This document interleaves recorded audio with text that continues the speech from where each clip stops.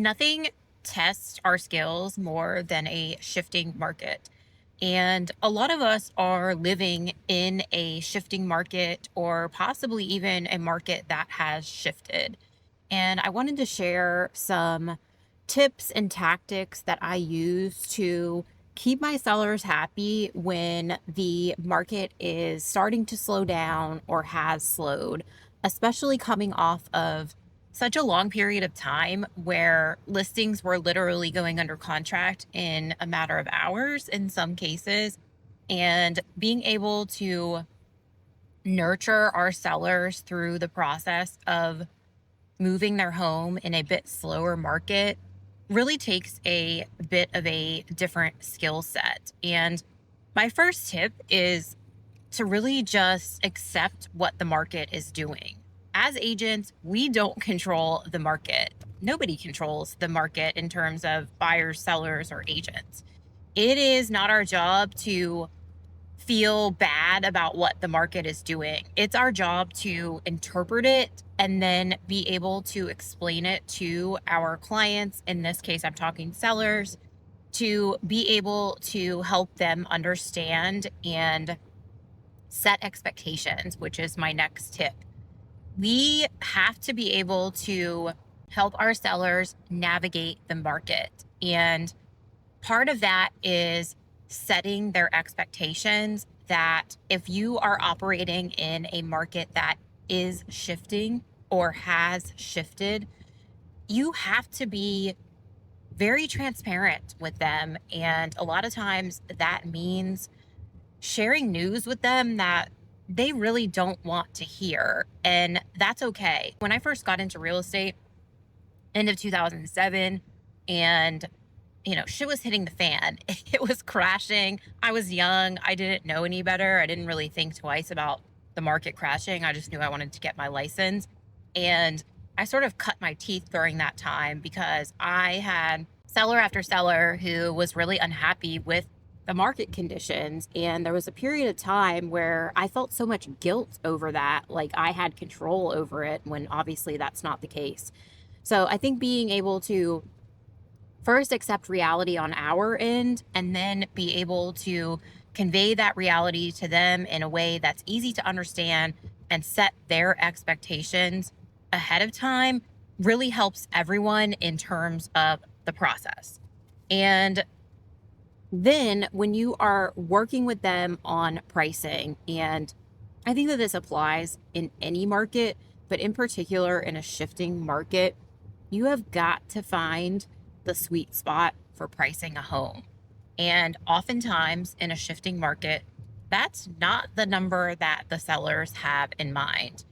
But what I like to do when I'm explaining to them why I am recommending a specific price point for their home, I really do believe that every single home has this sweet spot price point. And in a shifting market, that means factoring in a lot of different variables with what you're going to be doing for your pricing. It's not just a matter of looking at pricing for a neighborhood, it's a matter of looking at pricing for what comps are doing currently in the surrounding zip code. It's a matter of looking at past sales in the neighborhood. It's a matter of looking at current inventory and what your competition is. It's not as straightforward in a shifting market, and you have to be ahead of the game when you're going to be pricing a home when the market is shifting. Otherwise, that home is going to just sit there and become stale. And you get one shot to make a first impression. It is like letting the horse out of the barn. Once the horse is out of the barn, it's too late. And buyers have such a short attention span, just in general. I think that comes from social media. But you have to be able to get that price right out of the gate, because you don't get a do-over. That first weekend on the market is going to be the absolute prime time to garner the most attention, get the most showings, and in an ideal world, go ahead and go under contract. Because after that, it is A race to the bottom sounds extreme, but in some cases, it really is because the longer a house sits on the market, we all know it, it becomes stale inventory. Next tip is communication. And communication is king in any real estate transaction. It is times 10 when you are working with sellers in a shifting market. There is no such thing as over communicating with your sellers. The absolute worst thing that you can do is avoid having conversations with your sellers when, say, the market is sitting longer than either of you want. It is kicking the can down the road. Having those conversations and keeping them updated is a must. Everybody will be much happier because of it. And I find that this goes back to setting expectations.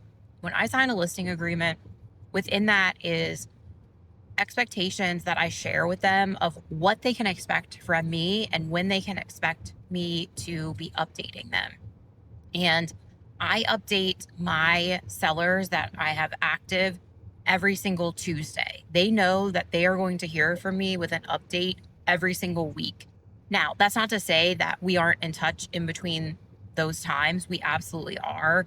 I tend to have a dialogue going on text with my sellers, sometimes on a daily basis, discussing showings, discussing feedback from agents and buyers, and just staying in constant communication with them. I don't mean 24/7, but I mean having that open dialogue with them consistently keeps everybody's stress lower. And I'm happy to do that for my sellers. And it makes a big difference, especially when their home is sitting a little bit longer than, a couple days.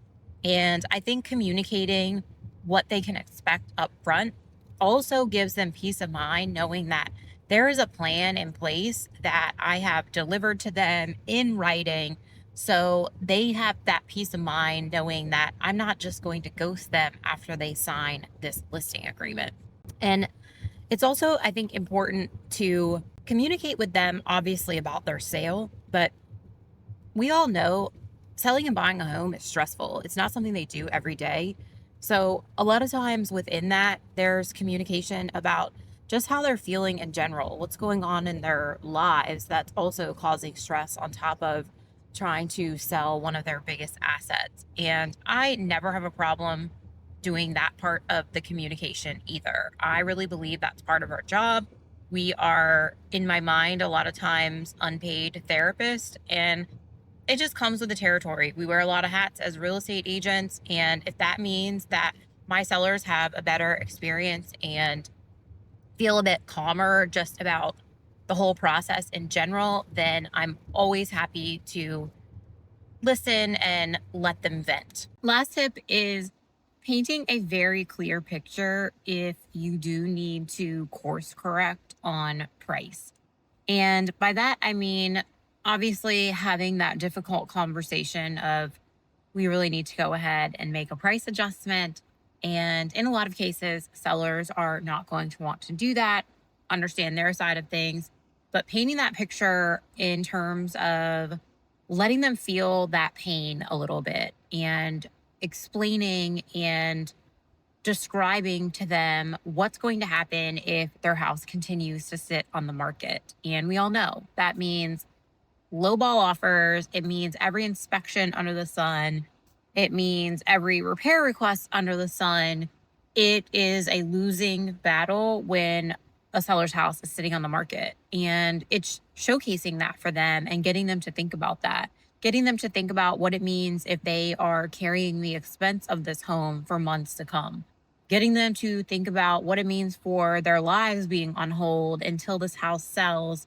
And I also like to share with them that there is an emotional drain that comes with selling your house. Like a week on the market when you are selling your house feels like months, maybe a year. It is brutal maintaining your home to look a certain way and be as though you really aren't even living there. So it makes a big difference. And being able to paint that picture for them and get them to think about that not lowering the price is ultimately going to cost them more. not just money, but it is going to cost them money. It's going to cost them time and create another friction point in their lives. So, having that conversation when you know it's time to course correct is imperative, and letting them think about that pain point, and in most cases, multiple pain points with what it means if their home continues to sit on the market. I really hope that you got some tips that you can use to move your listings faster and have happier sellers in a shifting market. If you have any questions, drop them in the comments below. As always, thank you so much for tuning in, and I will see you on the next one.